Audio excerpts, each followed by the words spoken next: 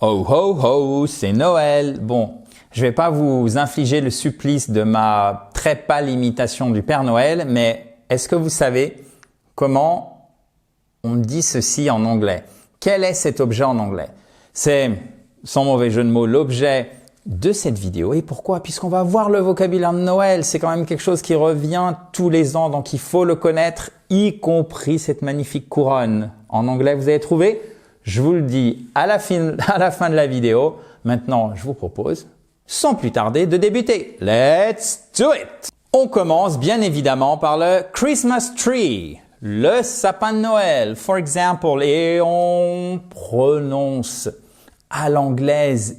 Allez-y, osez, n'hésitez pas, on le fait ensemble. Je suis là pour améliorer votre anglais. Oui, j'y compte bien. Je compte sur le fait que vous allez répéter avec moi. Exactly. Our Christmas tree is beautifully decorated. Decorated. All right? Voyez là, ce O, il est prononcé comme un E atténué. Decorated. Christmas tree.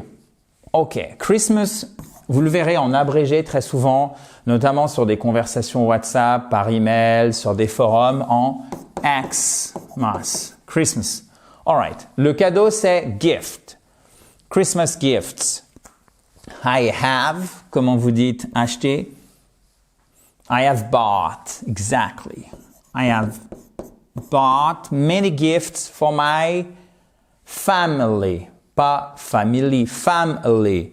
Qu'est-ce qui se passe? En fait, la voyelle, contrairement au français, c'est ces trois premières lettres. C'est pas family, c'est family.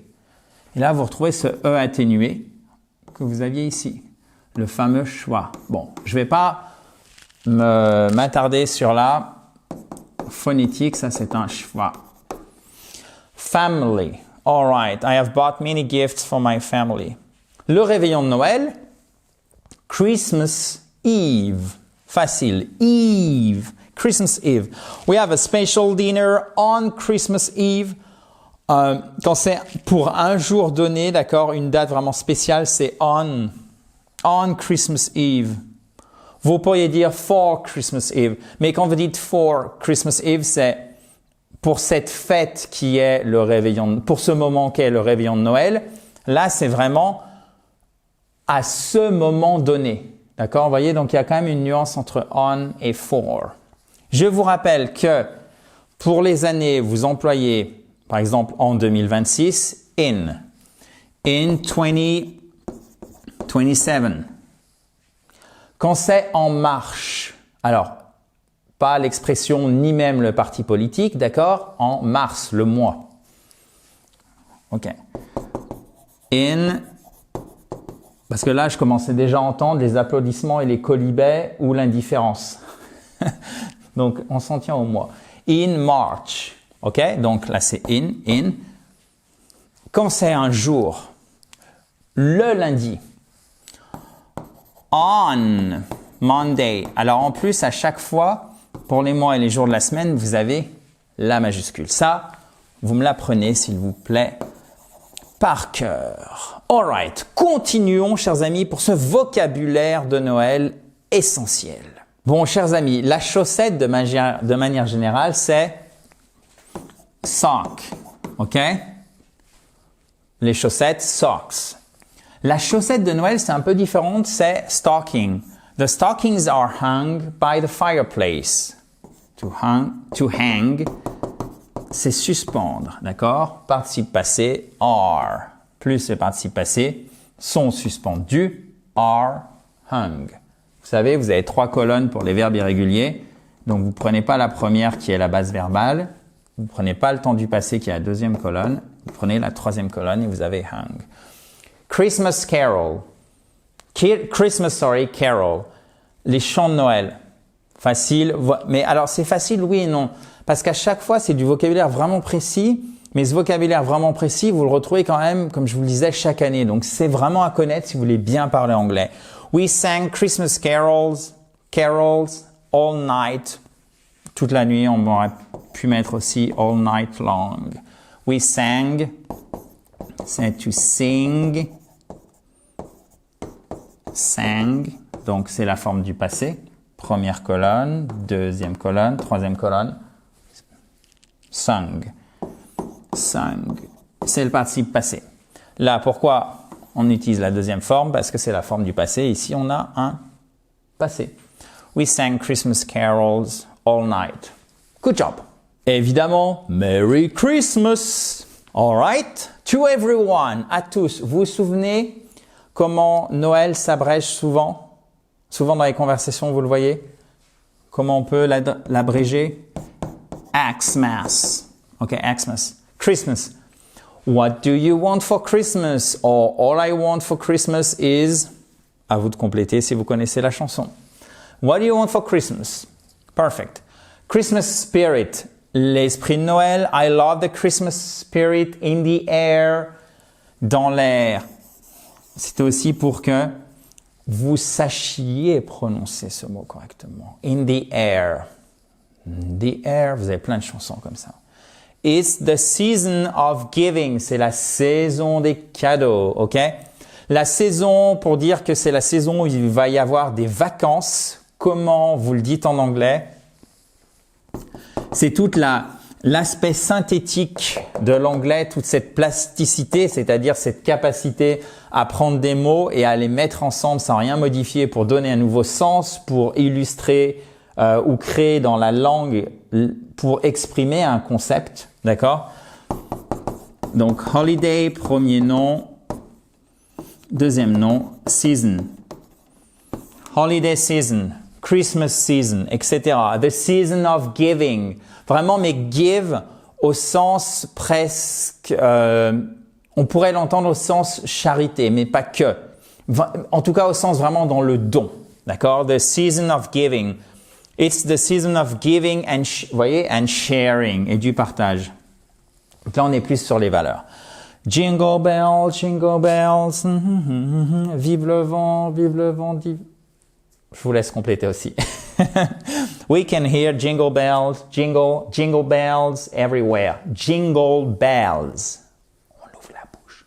Jingle bells. Attendez, je me ridiculise, donc s'il vous plaît, je suis en train de me ridiculiser, chantez avec moi au moins pour atténuer ma peine.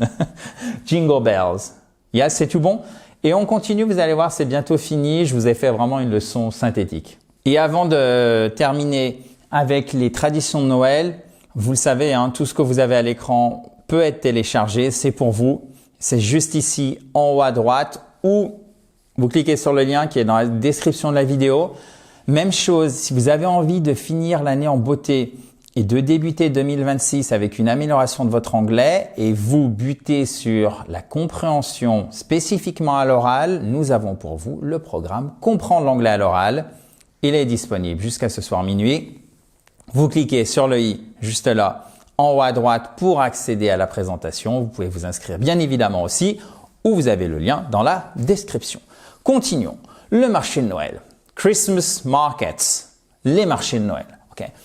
Christmas markets are full of lights and decoration. D'ailleurs, voyez, decoration.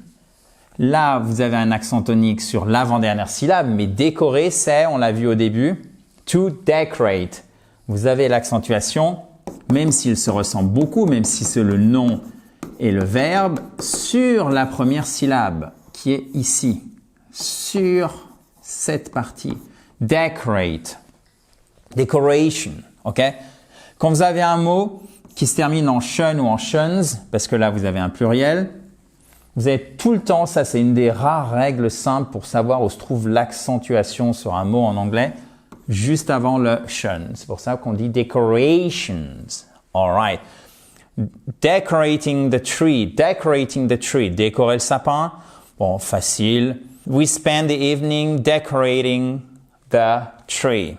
Exchanging gifts. Exchanging gifts. Échanger des gâteaux, pas des gâteaux. Lapsus révélateur. L'échange des cadeaux. Exchanging gifts is a key part. Voyez, un élément clé et key part of Christmas.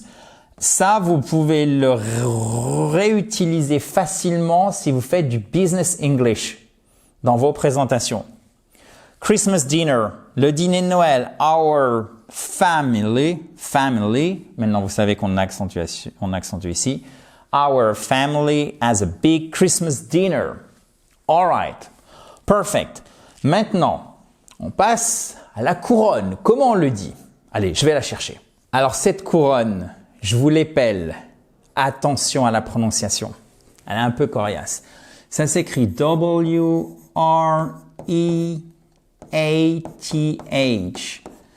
Et vous ne prononcez pas le W. C'est comme dans le verbe écrire quand un mot commence par W et R. J'ai pas d'exemple en tête où le W serait prononcé. Donc là, vous enlevez to write. OK?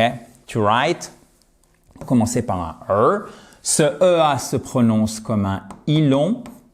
Et ici, ça se prononce comme un TH non sonore, c'est-à-dire que vous ne faites pas vibrer les cordes vocales. Wreath, wreath, wreath, la couronne de Noël. Allez-y avec moi. Wreath, wreath, wreath, wreath. Allez-y. Wreath. Même si c'est pas parfait. Le but du jeu, voyez, là, vous avez une prononciation nickel à 100%.